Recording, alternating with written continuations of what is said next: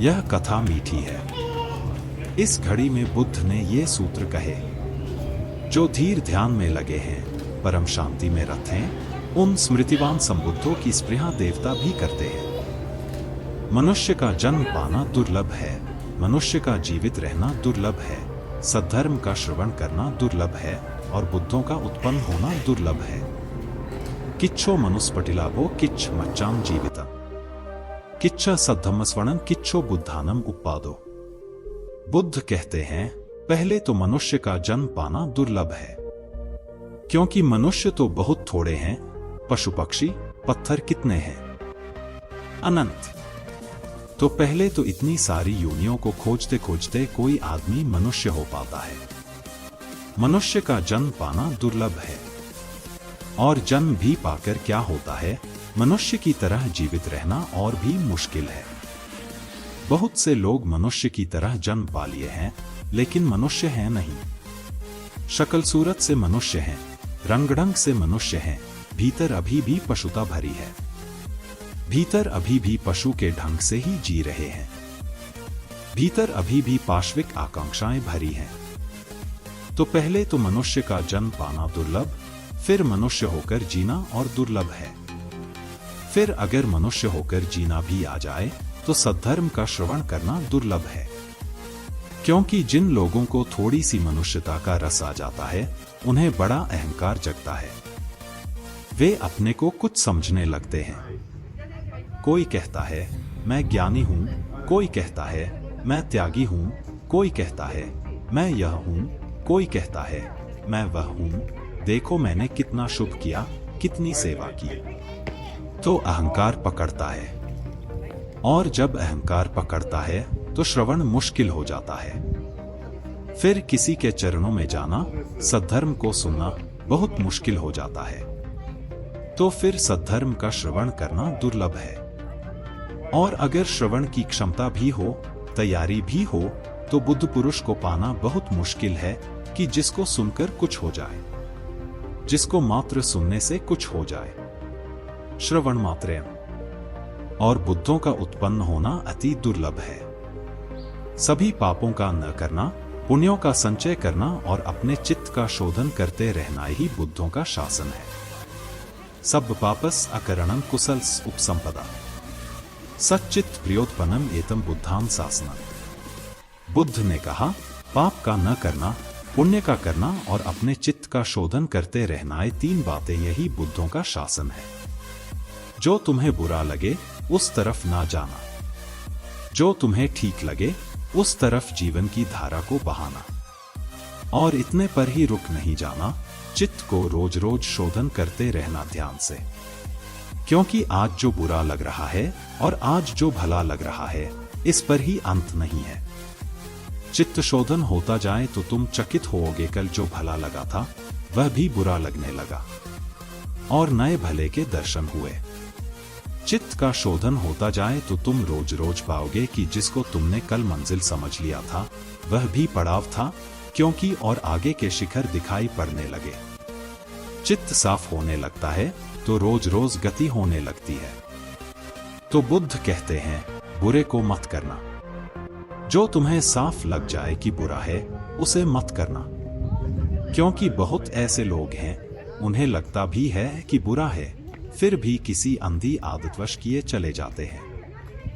आलस्य के कारण, पुराने अभ्यास के कारण किए चले जाते हैं। वह मत करना, आदत को तोड़ना, और जो ठीक लगे वह करना। बहुत ऐसे लोग हैं, जानते हैं ठीक क्या है, एहसास होता है कि ठीक क्या है, कभी कभी साफ झलक मिल जाती है कि ठीक क्या है, फिर भी नहीं करते, क्योंकि कभी किया नहीं, इसलिए अभ्यास नहीं है। तो यह बुरे और भले के बीच ख्याल।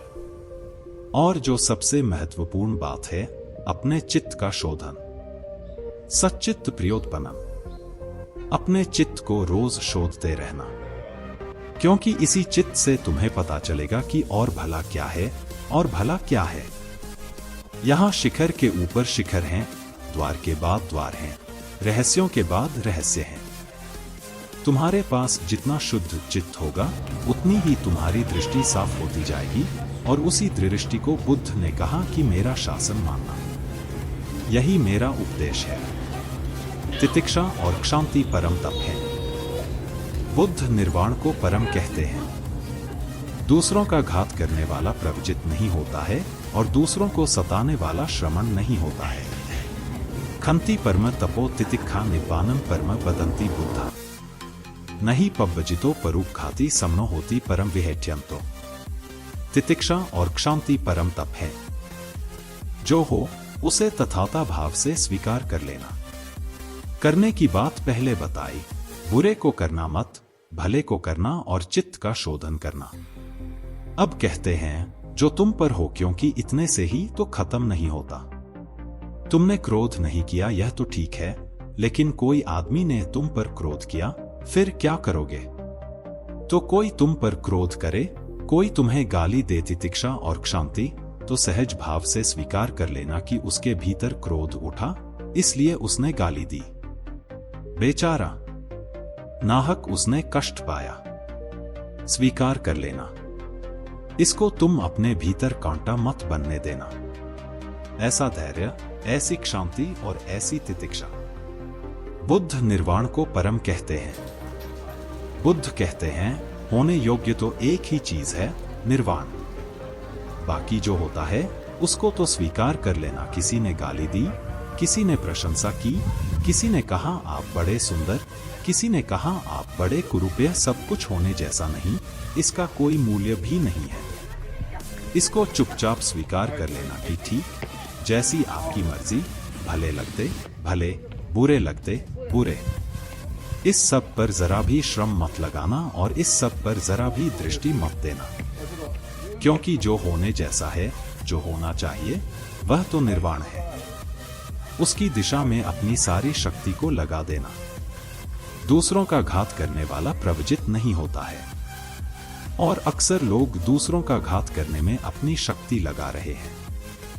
कोई किसी को मार डालना चाहता है, कोई किसी को हराना चाहता है, कोई किसी को पद से गिराना चाहता है, कोई किसी को पीछे कर देना चाहता है, दूसरों में उत्सुक है। अपने में उनकी कोई उत्सुकता ही नहीं है। दूसरे का घात करने वाला प्रवजित नहीं होता। प्रवज्या का अर्थ है संन्यास।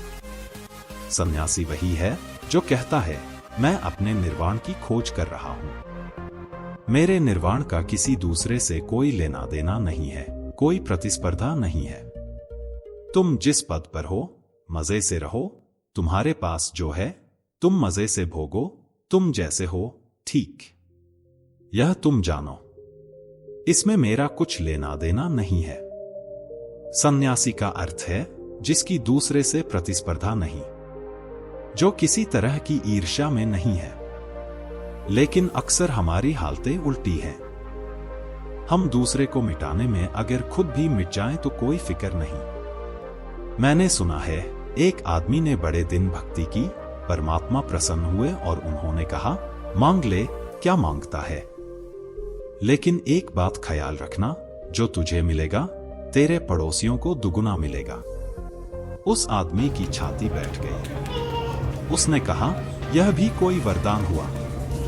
अरे अभिशाप कहो इसको, तो फिर मैं मांगूंगा कैसे?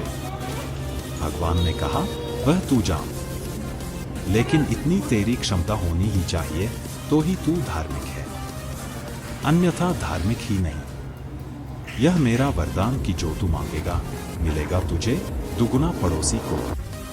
उसने किसी वकील से सलाह ली होगी कि करना क्या, इसमें से निकलना कैसे बाहर। वकील ने कहा इसमें क्या रखा है? अरे यह तो बाएं हाथ का खेल है। तू ऐसा कर, पहले देख तो कि यह होता भी कि नहीं। तू मांग कि 7 मंजिल मकान बन जाए। मांगा, बन गया उसका 7 मंजिल, लेकिन दोनों तरफ 14-14 मंजिल मकान पड़ोसियों के खड़े हो गए। पूरा गांव 14 मंजिल का हो गया, एक वही गरीब रह गया 7 मंजिल का। तो वकील ने कहा अब ठीक, अब मांग कि मेरे घर के सामने एक कुआं खुद जाए, बड़ा कुआं। उसके घर के सामने एक कुआं खुद गया, पड़ोसियों के घर के सामने 2-2 कुएं खुद गए। उसने कहा कि अब मांग कि मेरी एक आंख फूट जाए।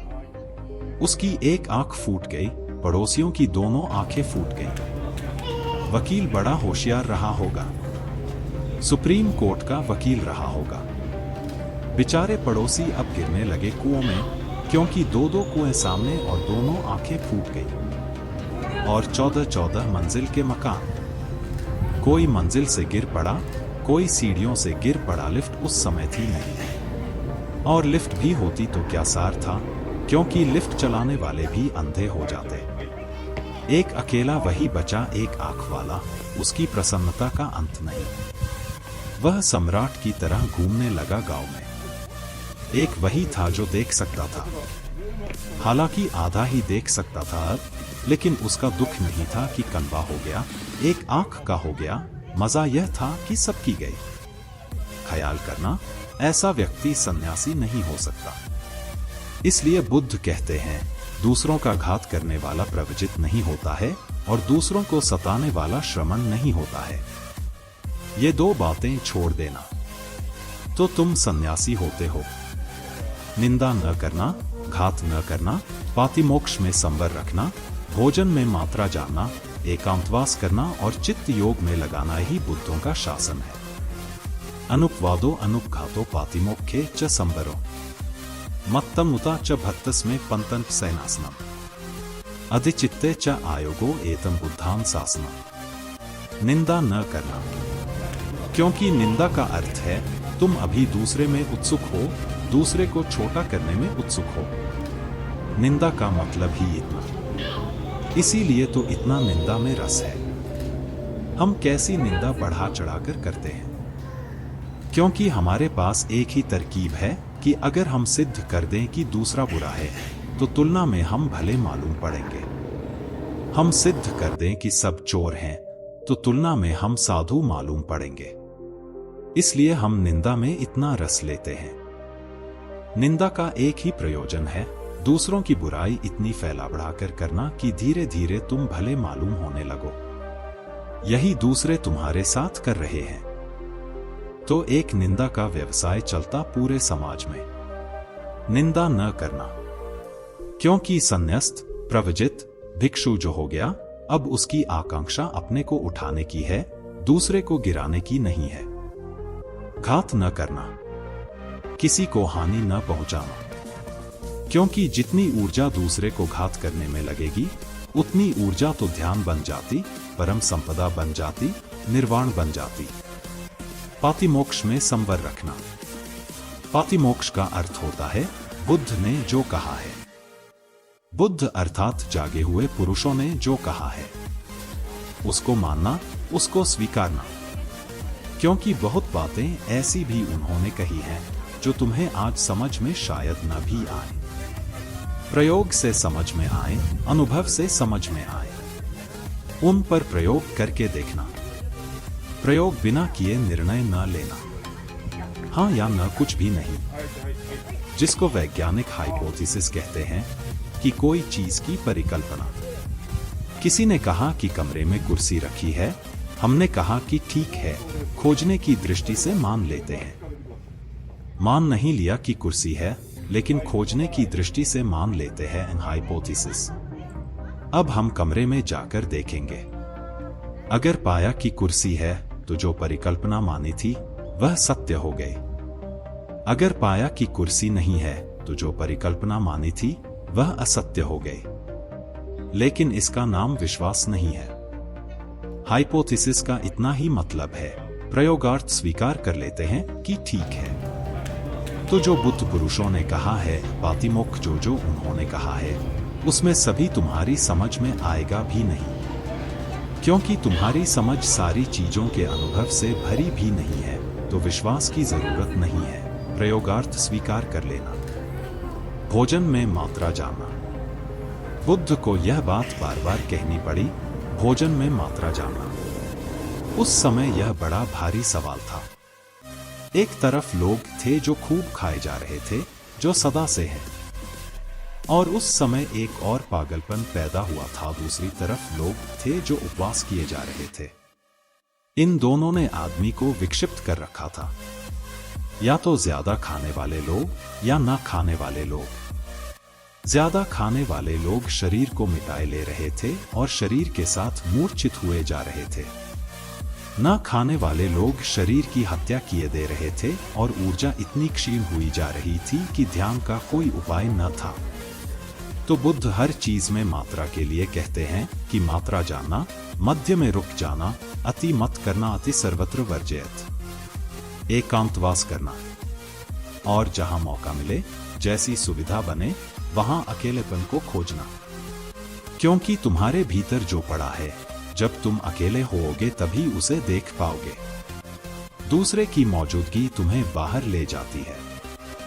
भीड़ में भी रहो तो भी अकेले रहना, यह बुद्ध का उपदेश है। और चित्त योग में लगाना। अभी चित्त संसार में लगा है, भोग में। धीरे धीरे इसकी ऊर्जा को हटाना वहां से। धीरे धीरे रत्ती कर करके, बूंद कर करके इसे ध्यान में, योग में, मोक्ष में लगाना। यही बुद्धों का शासन है। यह सूत्र भी, यह अंतिम सूत्र बुद्ध ने एक परिस्थिति में कहे थे, वह मैं आपको दोहरा दूं। जंगल में बुद्ध बैठे हैं ध्यान करने और एक सर्पराज सर्पों का राजाफन फैलाकर खड़ा हो गया। उसने झुककर बुद्ध के चरणों में प्रणाम किए। बुद्ध ने आंख खोली। उन्होंने कहा, महाराज, क्योंकि देखा उसके माथे पर अद्भुत मणि है जो सिर्फ नागों में सम्राटों के माथे पर होती है। तो बुद्ध ने कहा, महाराज क्या चाहते हैं? तो उस नाग ने कहा, मैं जन्मों जन्मों से भटक रहा हूं, जो भी किया सब उल्टा चला गया। कब तक सरकता रहूंगा जमीन पर? कब तक सरकता रहूंगा खाई खंदकों में, अंधेरी गलियों में? कब तक सरकता रहूंगा? कब उठूंगा? कब उठ सकूंगा? तुम्हें मैंने उड़ते देखा, तुम्हारे प्राणों की ऊर्जा को कहीं जाते देखा। सभी पापों का न करना, पुण्यों का संचय करना और अपने चित्त का शोधन करते रहना ही बुद्धों का शासन है। तितिक्षा और क्षांति परम तप हैं। बुद्ध निर्वाण को परम कहते हैं। दूसरों का घात करने वाला प्रवचित नहीं होता और दूसरों को सताने वाला श्रमण नहीं है।